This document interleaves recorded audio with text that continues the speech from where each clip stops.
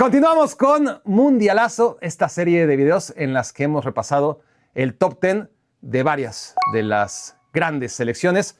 Por orden alfabético ya tuvimos a Alemania, ya tuvimos a Argentina, ya tuvimos a Brasil, ya tuvimos a Colombia. Y hoy no solamente vamos a tener a España, sino que voy a tener, ya lo pueden ver, a mi lado, no necesita mayor presentación, Alexis Martín Tamayo, Mr. Chip, que además de que todo el mundo lo conoce, es probablemente uno de los más fervientes aficionados y grandes conocedores, si no es que el número uno, en lo que a la selección española se refiere. Así que, ¿quién mejor? No para hablar de mi top 10, sino para criticarlo, despedazarlo y enseñarme por qué estoy mal. No es que ustedes comenten, es que deberían de... Pues, no. Tenemos a alguien que realmente con argumentos me va a decir por qué sí y por qué no. Alexis, bienvenido, gracias por pasarte por este canal.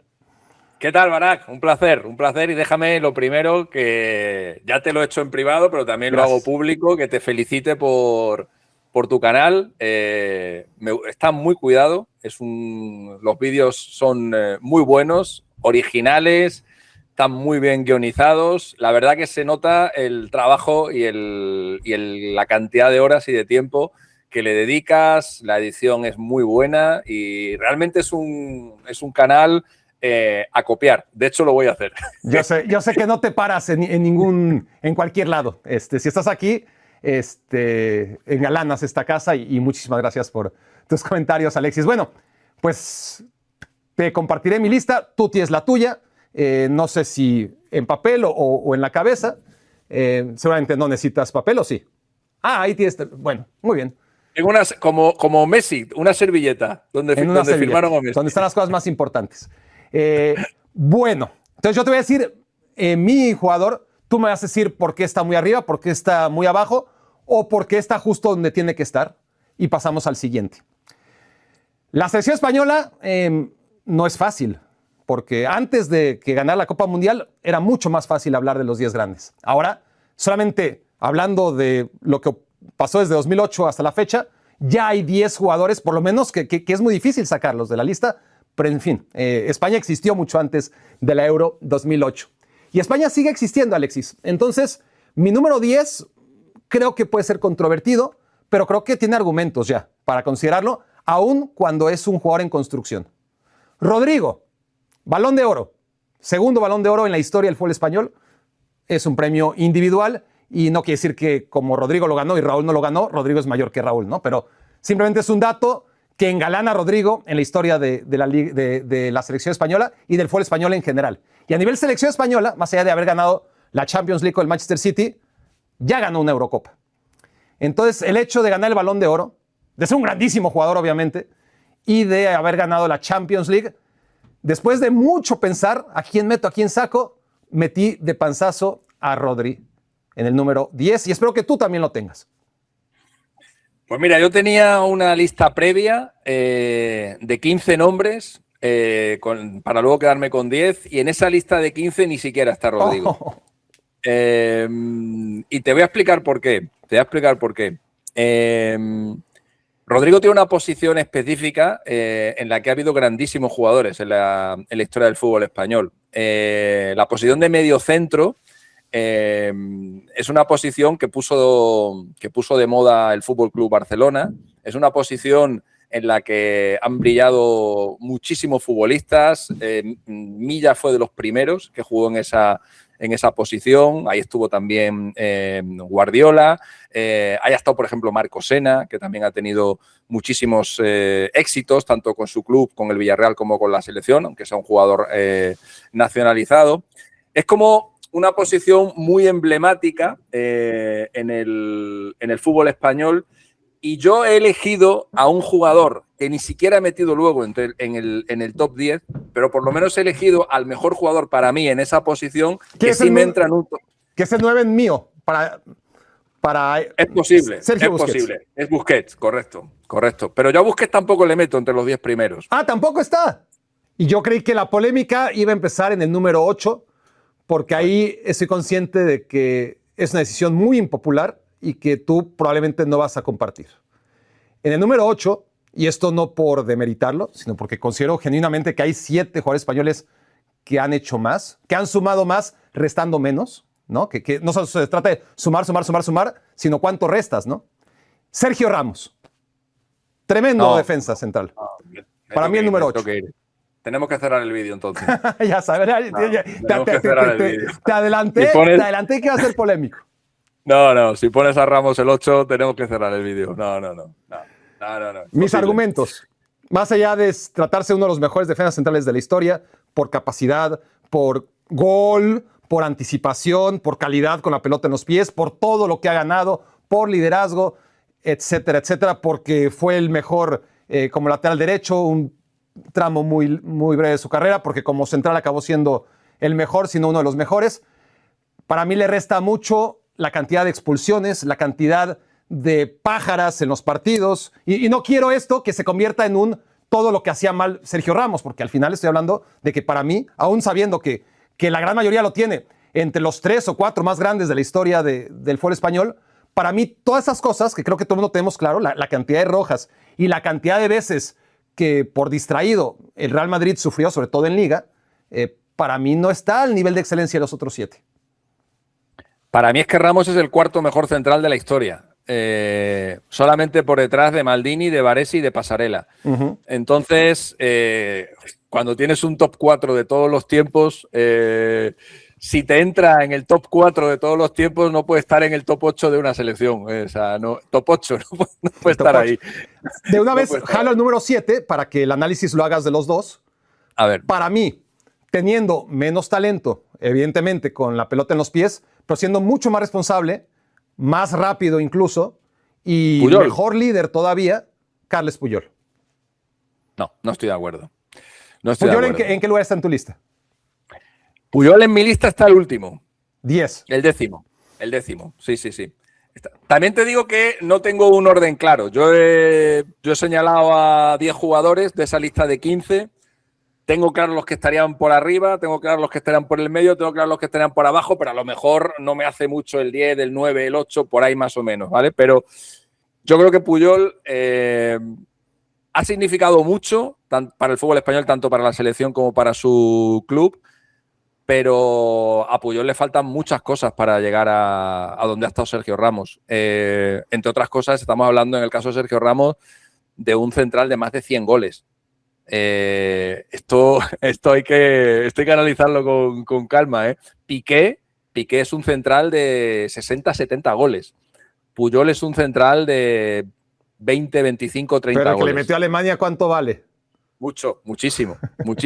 Alexis, para mí, si lo vas a definir por goles, son Koeman, Ramos y Pasarela. Está bien, es como un extra, pero sí, no es como definir a los porteros, a los mejores porteros del mundo por cómo juegan con los pies. Claro que es un extra, pero no es la base para juzgarlos. Y a la hora de defender, para mí Puyol, en lo que se refiere a marca, responsabilidad, no abandonar el barco nunca. Y me refiero a cuántas expulsiones en su carrera, 3. Y bastante polémicas si las revisamos además. Para mí, un mejor defensa en ese sentido, no por las virtudes técnicas, que claramente no se puede discutir que Ramos en eso es superior a Puyol, y no por los goles, porque evidentemente tampoco. Ni por las Champions, porque uno ganó 5 y el otro 3. O sea, Piqué se sentía que era mucho peor defensa por no tener a su compañero al lado. Y a mí, de hecho, alguien cercano al entorno de Piqué, en su momento me pidió que le pasara unos datos de Piqué con Puyol y sin Puyol para que el propio Piqué se diera cuenta de que, joder, que no se acababa el mundo, de que no iban las cosas tan mal sin Carles Puyol. Me parece que es un detalle que magnifica mucho lo que es la carrera de Puyol y lo que significó Puyol en el Barcelona y lo que significó Puyol para un central que luego ha sido tan grande como él, ¿no? Como es el caso de Gerard Piqué, pero se sintió muy huérfano e incluso tuvo una crisis de identidad y de confianza, pensando que su carrera no iba a ser o no iba a llegar a donde él pensaba, porque ya no tenía al lado a su compañero, amigo y lugarteniente, como era el caso de Puyol. Creo que eso habla mucho de lo que significó Puyol en el Barça. Crisis que no tuvo el Real Madrid, pero que sí tuvo la selección española cuando el 6 de mi lista abandonó, o lo hicieron abandonar más bien, Él no abandonó nunca. Le hicieron abandonar a la selección española y al Real Madrid. Estoy hablando de San Iker Casillas. Para mí, número 6. Yo le pondría un poquito más arriba. No mucho más, pero un poquito más arriba. Igual top 4 pondría yo a Iker. 3 Champions Top. Leagues. Sí. Una muy recordada, aunque se recuerde por el gol de Zinedine Zidane. Creo que se le hace poca justicia a lo que hizo Iker entrando de cambio en lugar de César, aquel partido en Glasgow. Las atajadas hubieran... Si no fuera por Iker, el gol de Zidane hubiera sido anecdótico, ¿no? Y bueno, y tantas... Cuando el Real Madrid realmente defendía muy mal, Iker Casillas sostuvo ese equipo. Y luego, pues a nivel selección, pues está claro lo importante que fue en la Euro y sobre todo en la Copa Mundial 2010. Más allá del penal contra Cardoso, del mano a mano contra Robben, es que era partido a partido, año a año. Fíjate que tengo aquí la lista de los porteros con más minutos sin recibir gol en la historia de la selección española. Uh-huh. El primero es Iker Casillas con 815 minutos. El segundo es Iker Casillas con 783 minutos. ¡Jua! El tercero es Iker Casillas con 708 minutos. Y el cuarto es Iker Casillas con 684 minutos. Es decir, son todas rachas independientes y rachas aisladas, cada una en un momento diferente del tiempo. El primero que no es Iker Casillas es Andoni Zubizarreta con una racha de 645 minutos. Lo que más me llama la atención, o lo que más le puede llamar la atención a la gente, es que la segunda de esas rachas, 783 minutos, está todavía abierta. Es decir, Iker Casillas dejó de ser internacional español con una racha abierta de 783 minutos sin recibir gol. Wow. Y estando a tan solo 32 minutos de batir el récord histórico de la selección española que era suyo. Ese es el momento en el que Vicente del Bosque decide apostar por David De Gea, y ese es el momento en el que Julen Lopetegui se reúne con Iker Casillas en Oporto y le dice que su portero va a ser De Gea, año 2016, y que no le ve como portero suplente en la selección española. Habían pasado muchas cosas en la última Eurocopa. Iker tuvo sus más y sus menos con Vicente del Bosque. Lopetegui no quería que se repitiera esa situación. Y Lopetegui, que estuvo muchos años a la sombra de muchos grandes porteros y que la mayor parte de su carrera fue un portero suplente, Lopetegui creo que entendió que un portero de la dimensión de Iker Casillas no podía estar en esa situación en la selección española, y por eso dejaron de convocarle. Aunque Iker nunca perdió la esperanza de volver a la selección, ni siquiera en la etapa de Luis Enrique, con el que Iker tenía buena relación, o por lo menos eso pensaba él, pero nunca más le volvieron a llamar y esa racha ha quedado abierta y se tuvo que retirar por ese problema que tuvo. A mí me parece el mejor portero de todos los tiempos. Sí, para mí estaría en el puesto número 4, seguramente.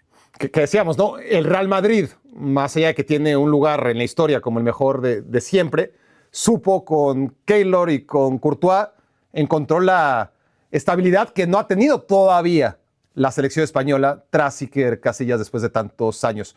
Donde sí encontró, y esto ha sido una de las grandes paradojas en la historia del fútbol, justo cuando Raúl González Blanco deja a la selección nacional española, es cuando, bueno, y aquí otra vez no es que él lo haya dejado, cuando el técnico de la selección, Luis Aragonés, a los 29 años, nada más tenía Raúl González, lo aparta de la selección y ya no vuelve nunca.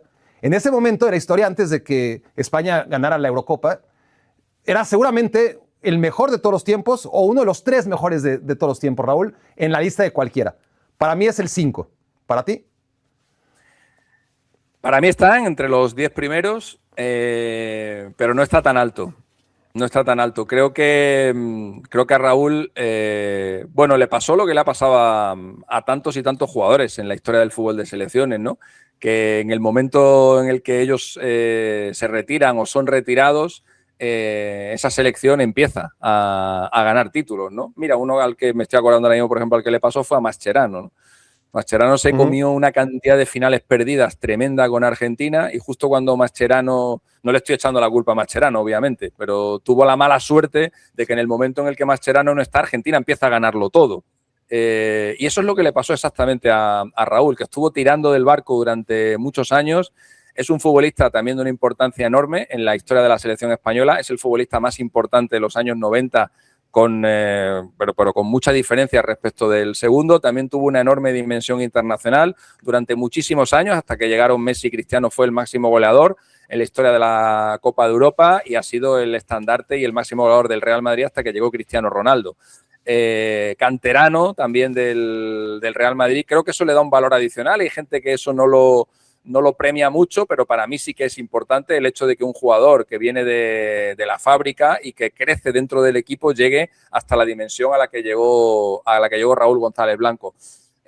Para mí su importancia es capital, pero le faltó esa componente en la selección. Y luego creo que como capitán no estuvo todo lo bien que debería haber estado. De hecho, creo que el motivo de su salida de la selección española tiene mucho que ver con su comportamiento. Creo que hubo un momento en el que Raúl se creyó por encima de la propia selección española, incluso por encima del propio Real Madrid, y que eso terminó pasándole factura y que eso terminó, por ejemplo, haciendo que su carrera internacional durara mucho menos de lo que duró. Fue bastante desafiante, sobre todo en algunos momentos con Luis Aragonés, y Luis Aragonés, que tenía ya, como él decía, pues tenía ya pelos en tal sitio, no transigió y por eso Raúl desapareció.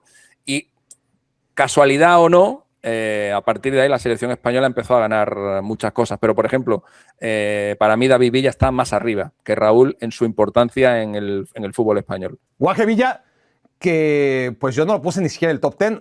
Estuve dudando hasta el último minuto entre él y Rodri y lo dejé fuera, y a todas luces, según tu criterio, que es el que impera en este video, me equivoqué. Y eso nos lleva al 4 y al 3.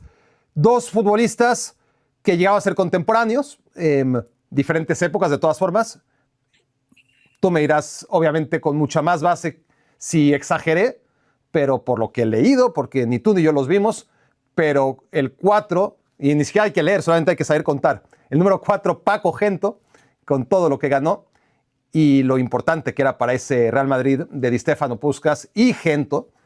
Y en el número 3, Luis Suárez.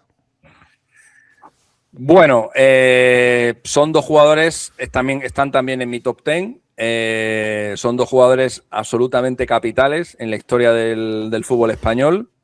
Gento es el jugador de las Copas de Europa, hasta que le igualaron hace poco Modric, Kroos y Casemiro, iba a decir yo, y Nacho. Carvajal. Y Nacho también. Sí. Es el único hombre que había ganado 6 Copas de Europa. Ganó las primeras 5 seguidas en el Real Madrid, luego se mantuvo hasta el Real Madrid de los Yeye en el año 66, donde ganó la 6ª. Tuvo una trayectoria muy longeva en el Madrid, 20 temporadas. Un jugador, un extremo extraordinario. También en la selección española tuvo una contribución muy importante. Fue mundialista también.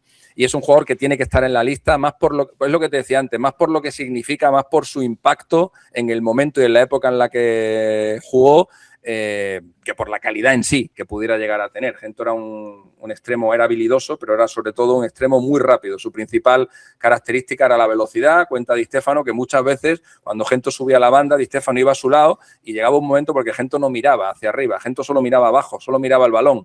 Y había algún momento en el que Di Stéfano o le gritaba o le hacía algún gesto para que dejara de correr porque si no se salía del campo. Esto lo ha contado el propio Di Stéfano, porque Gento solo iba así, y si alguien no le avisaba, pues se comía la valla.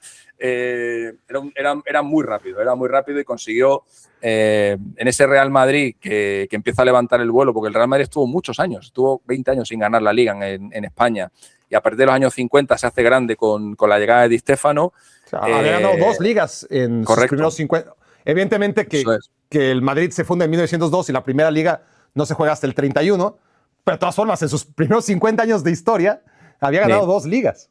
Eso es. Y el Madrid empieza a levantarle vuelo a los 50, con la llegada de Alfredo Di Stéfano, pero el gran escudero de Di Stéfano, aparte de Puskás, es Paco Gento, que incluso luego sobrevivió a los dos, y cuando ambos se fueron, Paco Gento siguió allí mucho tiempo, y Gento tiene que estar ahí. Luis Suárez era un futbolista extraordinario, exquisito, una calidad brutal. Probablemente por calidad estaría en el top 3 mío, sin ninguna duda. El problema de los jugadores de los años 60 es que claro, su impacto a nivel global yo no lo puedo dimensionar porque yo no viví esa época. O sea, yo sé lo que ha significado Messi, por ejemplo, sé lo que ha significado Raúl, sé lo que ha significado Maradona, he vivido sus carreras de principio a fin. No solamente me refiero a nivel futbolístico, a nivel deportivo, me refiero también a nivel social. A nivel global, lo que han significado estos jugadores, la admiración que han despertado.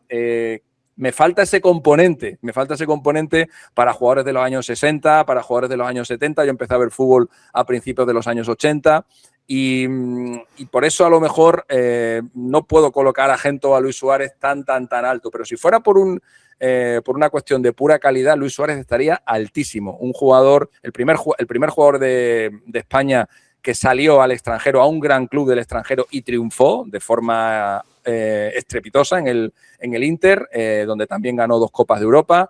El primer y único Balón de Oro del fútbol español hasta hace muy poquito tiempo y también un jugador absolutamente esencial en la Eurocopa que gana España en el año 64, muchos años también en el Fútbol Club Barcelona, rayando también a un grandísimo nivel y sin duda es uno de los grandes referentes junto con Gento y junto con Zarra de esos primeros años del fútbol español. Y no solo es que haya ganado un Balón de Oro, que hay que ganarlo, pero un Balón de Oro puede llegar a ser hasta circunstancial, un muy buen año, pero tú ves los años de Luis Suárez Miramontes en el Inter y ganó un Balón de Oro, pero es que fue segundo lugar en un par de años y fue tercer lugar, estuvo en el top 5 durante 7, 8 años. Eso te habla de que aunque no lo hayamos visto, aunque lo hayamos leído mucho y visto alguno que otro video, obviamente compartimos todos, o la gran mayoría de la gente que analizamos ahora el fútbol, esa carencia, ¿no? de tener tanta información de los últimos 25 años y tan poco de todo lo que pasó antes, pero está claro que muy grande era Luis Suárez y para mí el mejor español en la historia, antes, obviamente, de que surgieran Xavi e Iniesta. Y aquí están mi 2 y mi 1, y aquí es tan difícil, Alexis, separarlos, disociarlos, eran tan complementarios, lo que hacía excelso a uno era porque el otro, ¿no? Lo que le faltaba al otro lo tenía el uno y viceversa, y los dos juntos, solamente sin ser una pareja de centros delanteros, pero si hablamos de pareja en medio campo, pareja dentro de una cancha, difícilmente vamos a encontrar dos tipos tan complementarios y que se entendieran tan bien. Porque además está ese tema, ¿no? Cuando eliges a uno, parece que al otro, lo que decíamos de Puyol y Ramos, no se trata de decir que uno no es bueno, es que los dos son geniales. Para empezar, te pregunto si para ti también son el 1 y el 2. Y luego, ¿quién de ellos sería el 1? Sí, para mí son el 1 y el 2. Y yo voy cambiando. Es que depende. Es que ese gol en la final, obviamente, a muchos les hace que ese sea el desempate, ¿no? El gol en Sudáfrica. Pero es que hay tanto que evaluar. Mi idea inicial para desempatar entre ellos es la importancia tan grande que tuvo Xavi en el estilo de la selección española. Digamos que si ponemos a los dos a la misma altura en cuanto a calidad, en cuanto a nivel futbolístico, en cuanto a logros conseguidos, porque prácticamente la carrera de los dos duró el mismo tiempo. Iniesta se retiró un poquito después que Xavi, los dos se retiraron ganando. Iniesta se retiró ganando una final de Copa increíble, hizo un partido increíble contra el Sevilla, creo que fue. Xavi se retira ganando el triplete en el año 2015, pero hay muy poquito tiempo entre una y otra. O sea, prácticamente son contemporáneos. Lo que hizo Iniesta en sus últimos 3 años sin Xavi equivale a lo que hizo Xavi en sus 3 primeros años sin Iniesta. Sí, es correcto. Yo, mi desempate es, pues eso, porque Xavi y Luis Aragonés diseñaron la forma, el estilo de juego que hizo grande a la selección española. Xavi fue muy insistente en el famoso tiki-taka. Xavi vivió momentos bastante críticos en el Barça durante muchos años. De hecho, estuvo a punto de salir del Barcelona. Mucha gente no entendía la forma de jugar de Xavi. Y él, sin embargo, se mantuvo fiel a sus ideas y a lo largo de conversaciones con Luis Aragonés, entre los dos diseñaron o mantuvieron esa forma de juego. Luis Aragonés le llamaba a los pequeñitos, ¿no? La forma de juego que luego hizo tan grande a la selección española durante tantos años. Y eso creo que sin Xavi no habría pasado.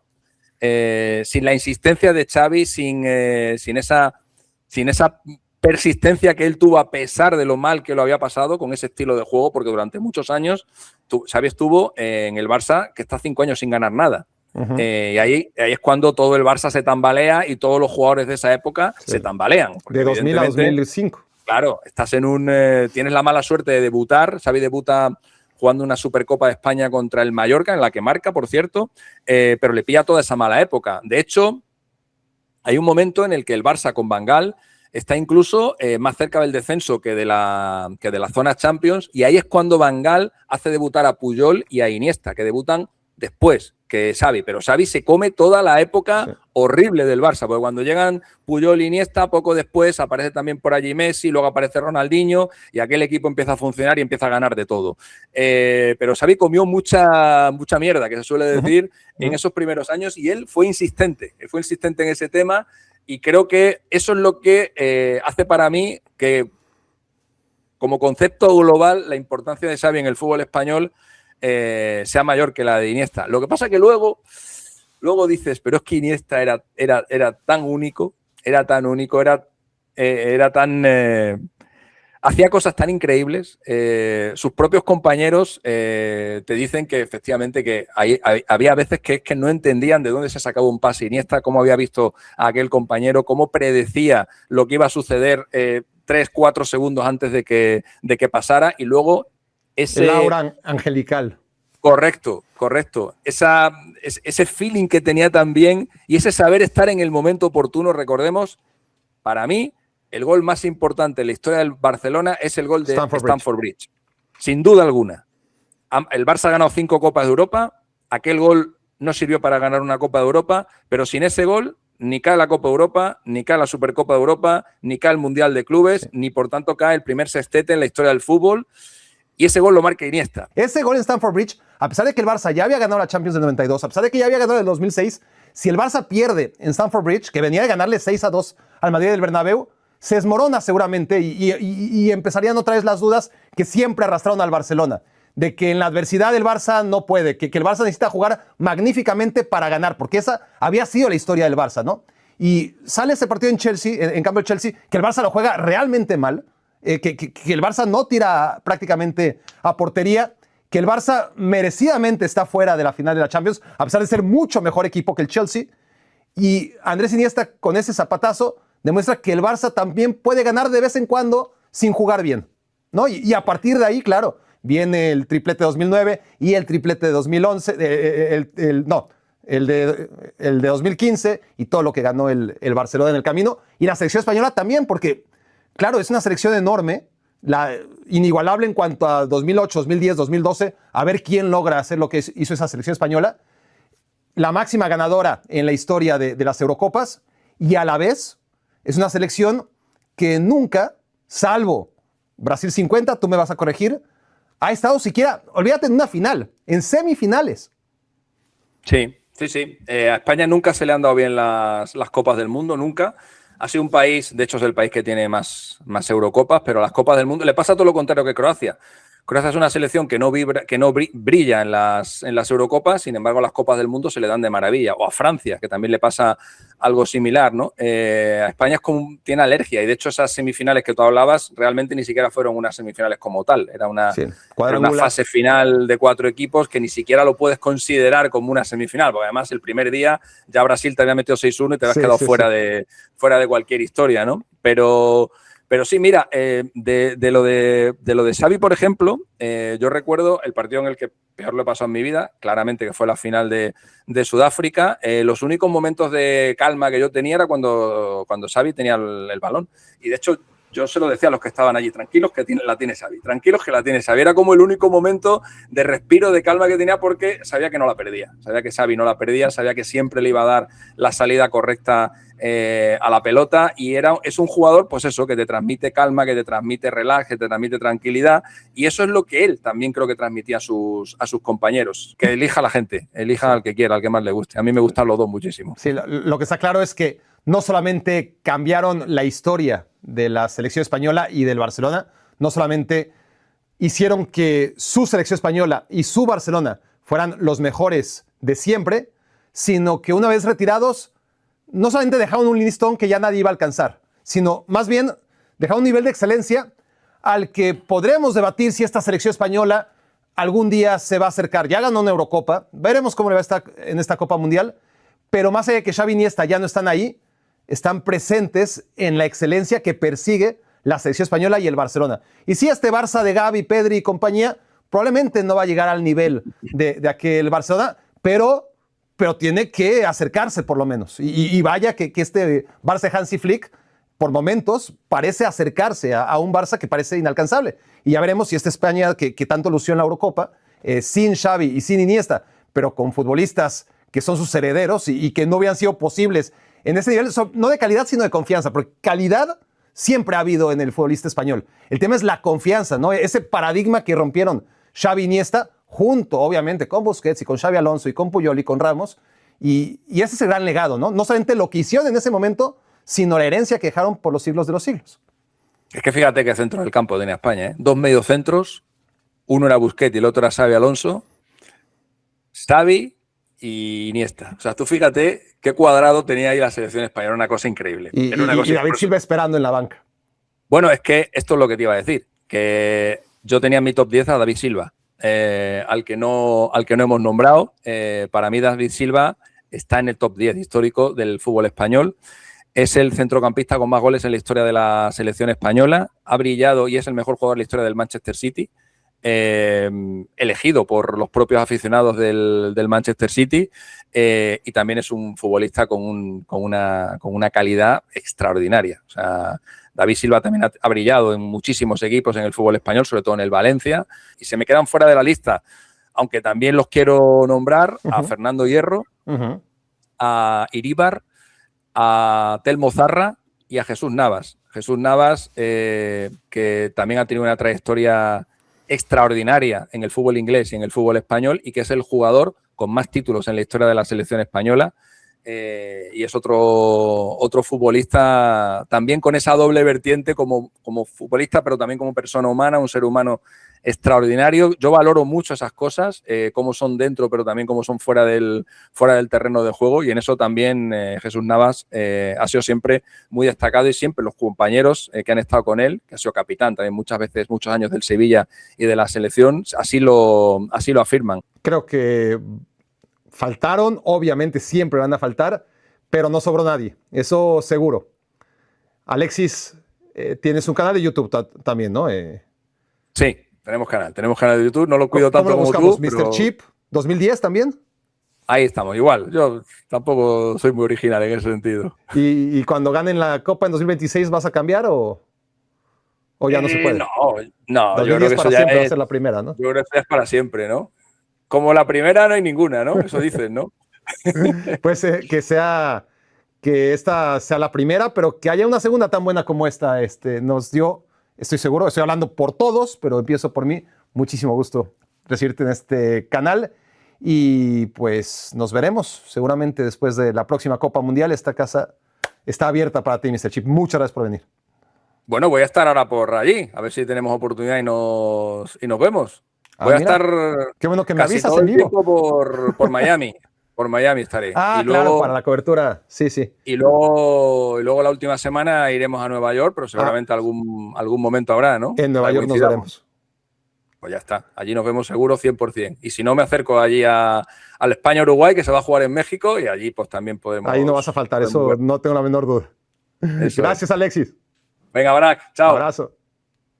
Cumple tu sueño de ir al Mundial. México contra Corea del Sur en Guadalajara.